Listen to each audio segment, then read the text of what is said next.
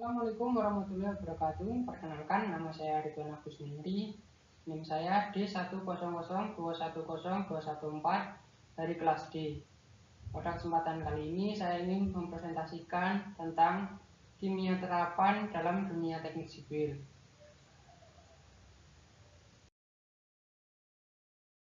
Peranan kimia terapan dalam teknik sipil pada material berikut. Di bidang industri, ilmu kimia sering kali sangat dibutuhkan. Mesin-mesin besar di industri membutuhkan logam yang baik dengan sifat tertentu yang sesuai dengan kondisi dan bahan-bahan yang digunakan. Semen, kayu, cat, pipa PVC, dan beton dihasilkan melalui riset yang berdasarkan ilmu kimia. Kain sintetis yang Anda gunakan juga merupakan hasil penerapan ilmu kimia.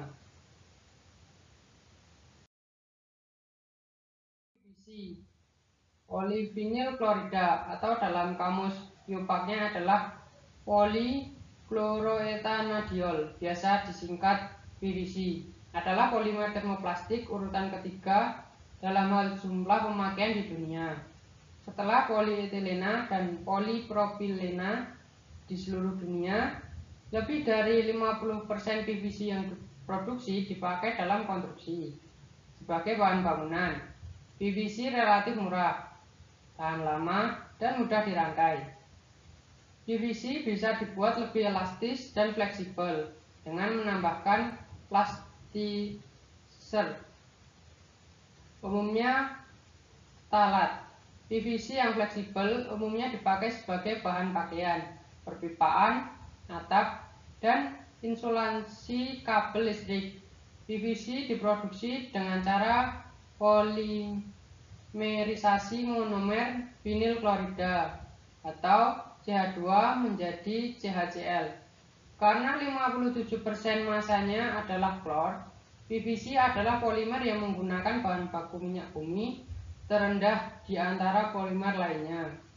Proses produksi yang dipakai umumnya adalah polimerisasi suspensi.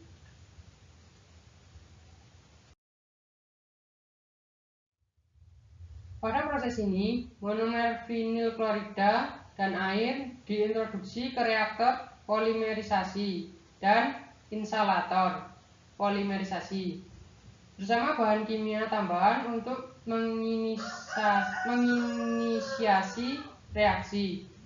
Kandungan pada wadah reaksi terus-menerus dicampur untuk mempertahankan suspensi dan memastikan keseragaman ukuran partikel resin PVC. Reaksinya adalah eksotermik dan membutuhkan mekanisme pendinginan untuk mempertahankan reaktor pada temperatur yang dibutuhkan. Karena volume berkontraksi selama reaksi, PVC lebih padat daripada monomer vinil klorida. Air secara kontinu ditambahkan ke campuran untuk mempertahankan suspensi. Ketika reaksi sudah selesai, hasilnya cairan PVC harus dipisahkan dari kelebihan monomer vinil klorida yang akan dipakai lagi untuk reaksi berikutnya. Lalu cairan PVC yang sudah jadi akan disentrifugasi untuk memisahkan kelebihan air. Cairan lalu dikeringkan dengan udara panas dan dihasilkan butiran PVC. Pada operasi normal, kelebihan monomer vinil klorida pada PVC hanya sebesar kurang dari 1 ppm.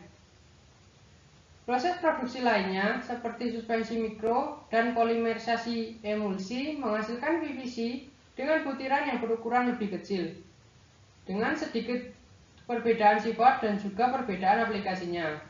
Produk proses polimerisasi adalah PVC murni sebelum PVC menjadi produk akhir. Biasanya membutuhkan konversi dengan menambahkan heat stabilizer, UV stabilizer, pelumas, plastiser, bahan penolong proses, pengatur termal, pengisi, bahan penahan api, biosida, bahan pengembang, dan pigmen pilihan.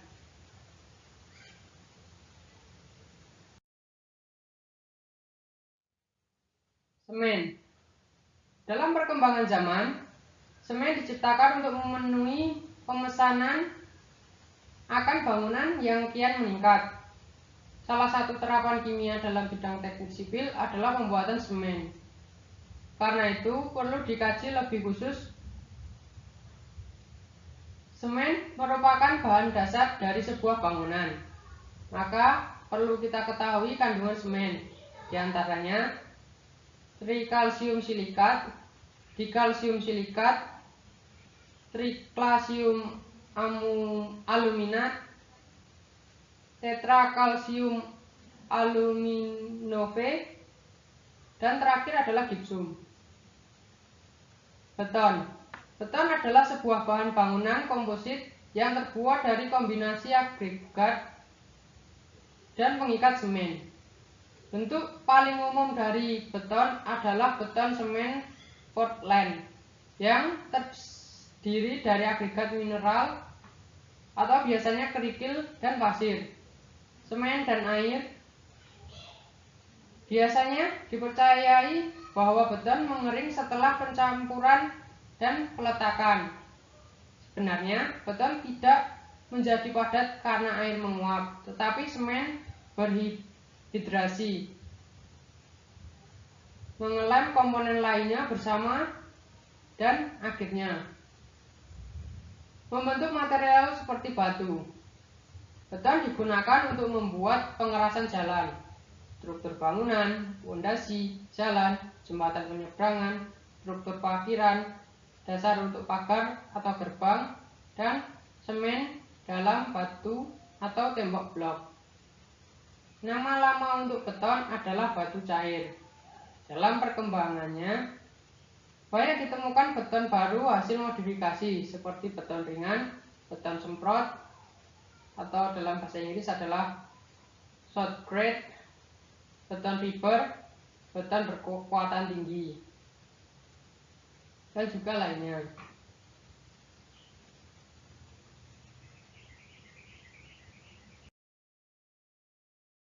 Dan tembok.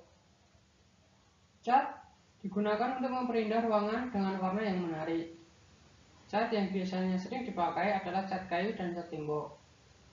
Daya rekat antara cat tembok dan cat kayu berbeda. Cat kayu mempunyai daya rekat yang lebih kuat daripada cat tembok. Bahan kimia yang ada dalam cat tembok diantaranya adalah kalsium karbonat atau CaCO, titanium dioksida atau TiO, PVAC atau polivinil akrilik, kaolin, pigmen, dan air. Kalsium karbonat dan titanium dioksida digunakan sebagai bahan baku utama dalam cat tembok. PVAC digunakan sebagai bahan pengental dan perekat. Adapun kaolin digunakan sebagai bahan pengisi dan pigmen sebagai bahan untuk memberikan warna yang diinginkan. Bahan baku cat kayu hampir sama dengan bahan baku pada cat tembok. Perbedaannya, pada cat kayu ditambahkan lateks atau getah karet dan sebagai pelarutnya digunakan. Terpenting bukanlah air, karena dapat melarutkan lateks.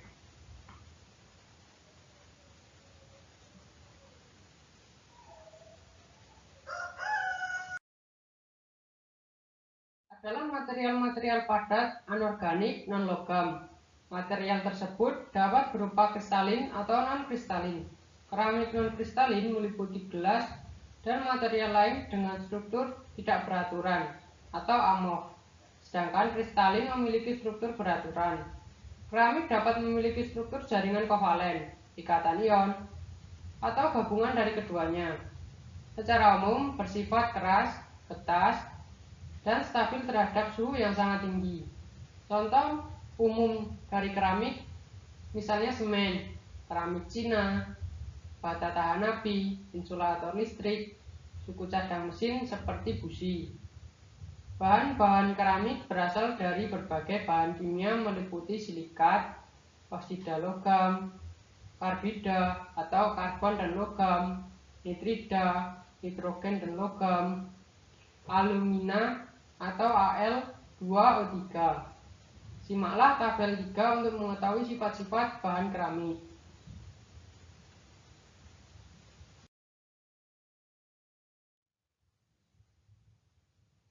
Aplikasi keramik. Objek-objek keramik banyak yang lebih tegar dan kuat ketika dibentuk dari campuran kompleks dua atau lebih material. Campuran seperti ini dinamakan komposit. Komposit lebih efektif dibentuk melalui penambahan fiber keramik ke dalam material keramik. Pembentukan fiber keramik dapat diilustrasikan, misalnya dengan silikon kabrida atau SiC dan karborundum. Komposit keramik secara luas digunakan sebagai alat memotong logam. Misalnya, alumina diperkuat dengan silikon karbida yang digunakan untuk memotong dan pengerasan logam. Paduan berbasis nikel. Material keramik juga digunakan untuk roda penggiling dan amplas sebab memiliki kekerasan yang tinggi. Beberapa keramik seperti kuarsa atau kristal SiO2 merupakan piezoelektrik. Kuarsa ini dapat membangkitkan potensial listrik jika bahan tersebut ditekan secara mekanik.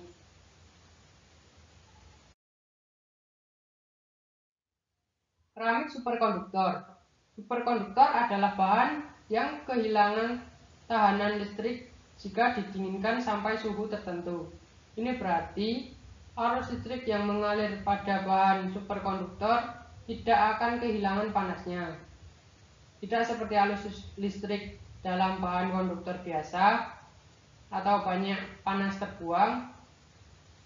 Sekali arus dilewatkan ke dalam bahan superkonduktor secara terus-menerus, listrik mengalir tanpa batas dan tanpa hambatan. Sifat menarik lainnya dari superkonduktor adalah memiliki diamagnetis sempurna yang menolak semua medan magnet secara sempurna. Senyawa seperti yttrium, barium, tembaga oksida, atau YBa2CO3O7 bersifat superkonduktor pada 95 Kelvin dan HgBa2Ca2Cu3O8 plus X memiliki tahanan 0 pada 1 atm dan 133 Kelvin.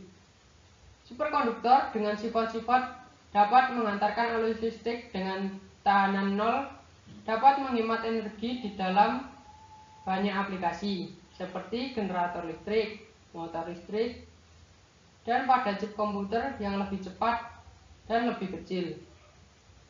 Berikut adalah gambar struktur molekul iridium, struktur molekul yttrium, barium, tembaga oksida.